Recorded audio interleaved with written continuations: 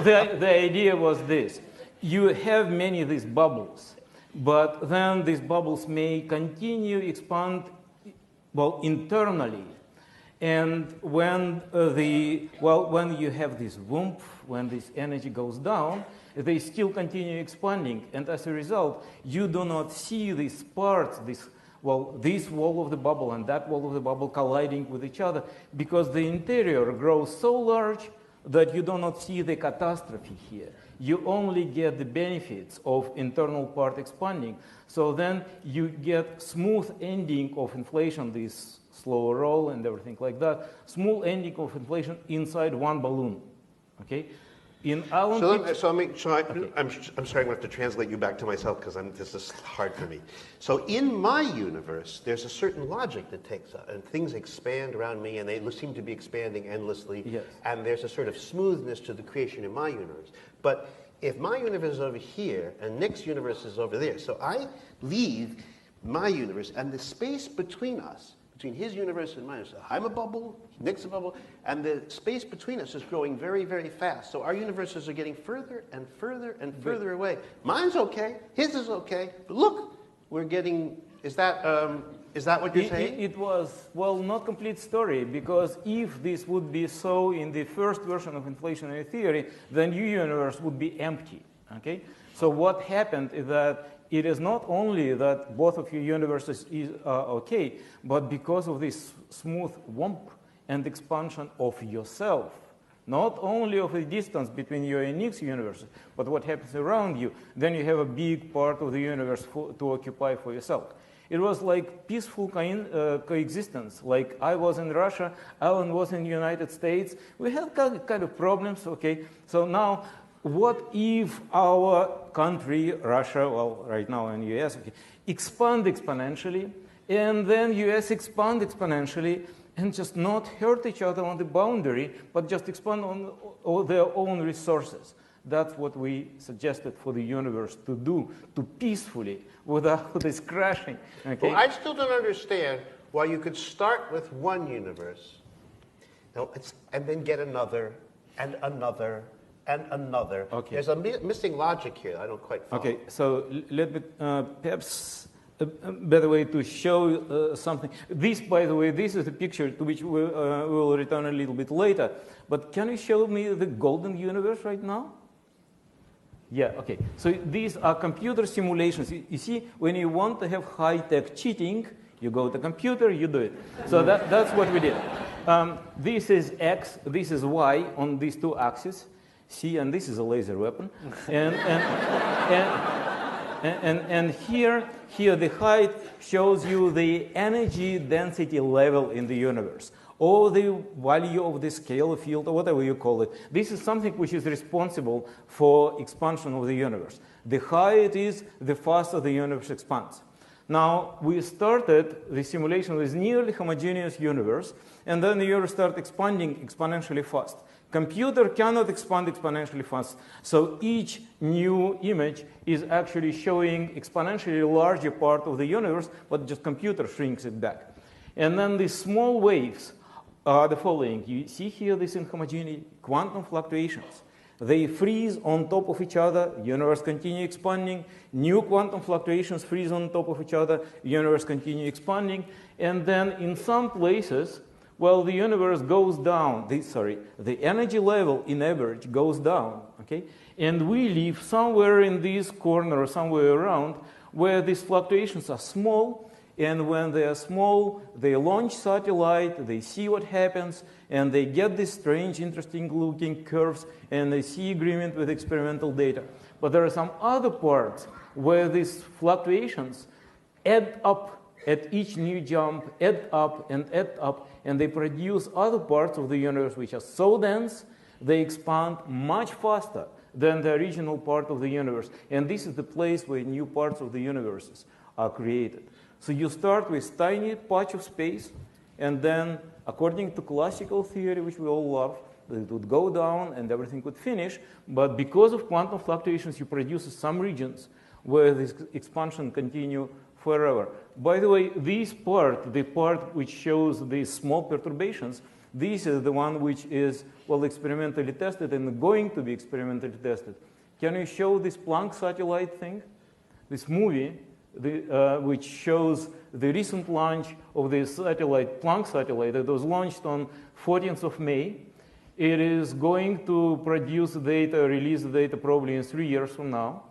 And it will show these small, colored spots on sky, which are the results of these tiny fluctuations on a small scale. And then in the end of it, after all of this checked, and hopefully will be in agreement with this theory that we have right now, we will have pictures like the one which I would like to show right now. It's a colored universe. Can you show me? So this is the picture which, okay. So here is the universe, which is similar to the first picture, X and Y, and here is the density, but here are different colors. Different colors show that in some part of the universe, you have space with some kind of properties, let's call it red, and in some other part, it's different type of property, let's call it green. And by historical reasons, because I was from Russia, I started with simulations with red, square. And then you see everything ends up with the universe which is multicolored. So what does it mean, multicolored? Like you have water, okay? Yeah, actually I have water, okay? So water can be solid water, it can be liquid water, and can be gas, okay? There's the same water, the same chemistry in it, the same physics in it. Same can be with theory. You can have one fundamental theory for everything, but it can represent different parts of the universe with different properties. You can still have red universe, can have green universe here, blue universe, but because of exponential expansion of the universe, the distance between red and blue will be exponentially large. And if you decide to cross the border, okay, you just start moving from the red universe to the blue universe, there will be boundary here, like domain wall, no policeman is necessary, very, very difficult to cross. And if you are stupid enough, young enough, brave enough, and cross the boundary, you most probably instantly die. Because Let me stop you before you... I don't want you to die in the exposition here. Because this is a... can I interrupt you just a second? Because we happen to have a carnival. We're very well endowed on this panel.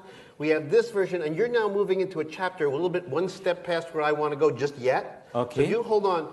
You have one too, right? You have, I don't know if you brought it, but you have I need to have a second version of just building the universe. Could you have one? Well, I mean, this visual that you see here is a more scientific version of the visual that I showed at the end of the remarks that I was making, where each of these different colors is really a different universe. It's a different bubble in this vast expanding substrate within which all the bubbles are sitting. So the idea is that this is the more technical way of indicating that there can be many, many different kinds of universes inside the different bubbles. So I just still want to get back, because I want to get back to the underlying notion. The underlying notion is that at the bottom of the existence is this fluxy thing.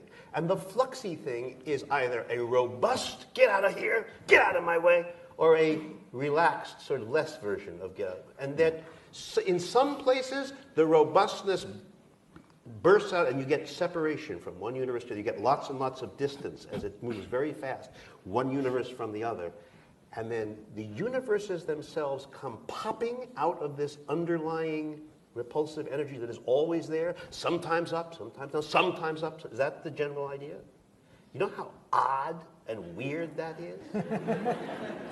I mean, couldn't you have thought of something simpler? Well, one thing I think is really important to bear in mind, these ideas, when framed in ordinary language, do sound complicated, do sound strange, they're unfamiliar.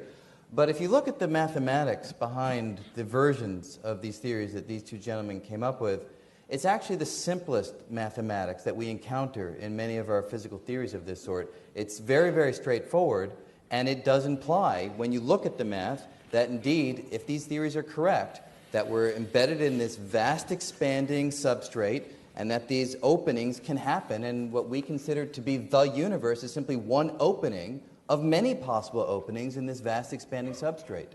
And the properties can differ from opening to opening.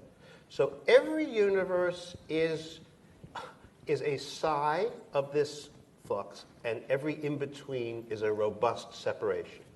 Doesn't that mean that the universe, between Nick's universe and my universe, is the distance between us growing, and is it growing fast? Really fast. So the universe, that is, his universe and my universe, are getting further and further at beyond the speed of light? If they're far enough apart, it would be faster than the speed of light, yes. I thought you couldn't go faster than that. Einstein only told us that nothing can travel through space faster than the speed of light. He didn't say anything about objects that are being pulled apart by the expansion of space itself. So if objects are sufficiently far apart and space is expanding, their motion relative to one another will, in a sense, be faster than the speed of light, which means that they will be permanently beyond your ability to talk to communicate with. So they are out there, but they are permanently beyond your ability to see or for them to see you. Before we get to that, so you've just increased, the what I would have used to call the universe, you've just increased it enormously. You're doubling at the speed. I mean, No, when these guys came on the scene, the picture of the vastness of the universe changed dramatically. There was one time, the universe was like 14 billion years old. It was roughly 14 billion light years across, more or less, a few factors of 3 here and there. But these guys changed it by factors of like 10 to the 100. Or infinite. We should add that it's not a precisely complete picture what we're discussing, and sometimes the universe can crash into another. So sometimes the universe can what? Sometimes, you see the domain wall coming on you and crushes you, and you actually do not see it because it moves with the speed, approaching speed of light to you. So at the moment when it crashes to you, you start seeing it and you stop seeing it. And Well, Audrey, let me just readdress it. But that's not probable, I should point out. That's highly improbable. Why do you think that this is going? You added the notion that it's going to go on and on and on and on. So do you think there's a beginning to the multiverse, and do you think there's an end to it? Like in any one of these universes, I think you could get exhausted and die, and the universe could collapse. But this big thing doesn't seem to have a collapse in it. So is it an eternal universe you are proposing? To the future. If we can show again this bubbly universe in the picture. Okay, so as for the beginning, as Alan together with several other people have shown, we still need this, something which we are screening probably by our chairs, this first bubble appearing here. There probably must be something which started the whole tree growing. Maybe, however, it did not start simultaneously in the whole universe. But what happens once this process of producing new and new universes start, it never ends. So the universe is eternal in the future. So what does it mean for us? Well, some things. Like, for example, previously we thought that this first bubble, which is partially screened by the chairs, first bubble is the whole thing. What we wanted to explain, the cosmology wanted to explain, we see a universe around us, it's more or less homogeneous, more or less uniform in all directions. In fact, Albert Einstein had the idea that the universe must be uniform and homogeneous. He called it, some other people called it cosmological principle. You can still see it in the books of astrophysics. Perfect cosmological principle means that the universe must be uniform. So if it is yellow balloon, this is yellow balloon.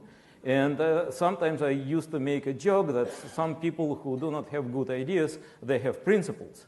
So, but I stopped making this joke after I learned that this cosmological principle was invented by Albert Einstein. So what happens here, Greeks had this idea of perfect sphere. We wanted to have some mechanism which explains why our universe is a perfect sphere. And then inflation came, and inflation explained why our universe locally looks like a perfect sphere. But then inflation told you that the universe globally looks like a fractal, eternally growing fractal. So what was the leading idea of Greeks? Perfect sphere.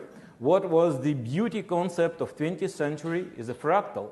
And that's exactly what inflationary theory brought to you, the multiverse as a fractal, and fractal having all possible colors. Why won't it stop?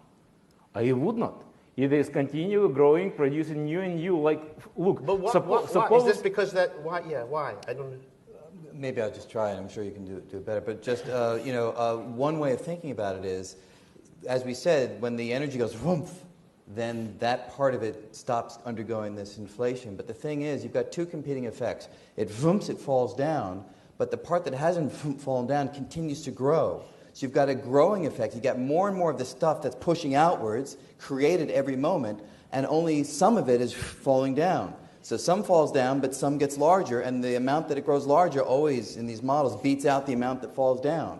So there's always some place out there filled with this stuff that does that. So it just goes on. Now wait, if reproduces. I live in this universe, and this universe, this one here, let's say it's ours, so it has, the physics of ours. It has gravity, and it has atoms, and it has forces. And then I think about this universe. Does this universe have the same gravity that we have and the same atoms we have? Do you know? Do you have a theory? No, that's why it is blue. Okay? Oh!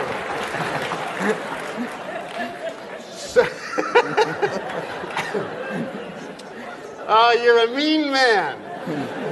So therefore, there are not only many, many, many universes, but there are many, many, many kinds of universes? Yeah. And you know how many? Okay, well...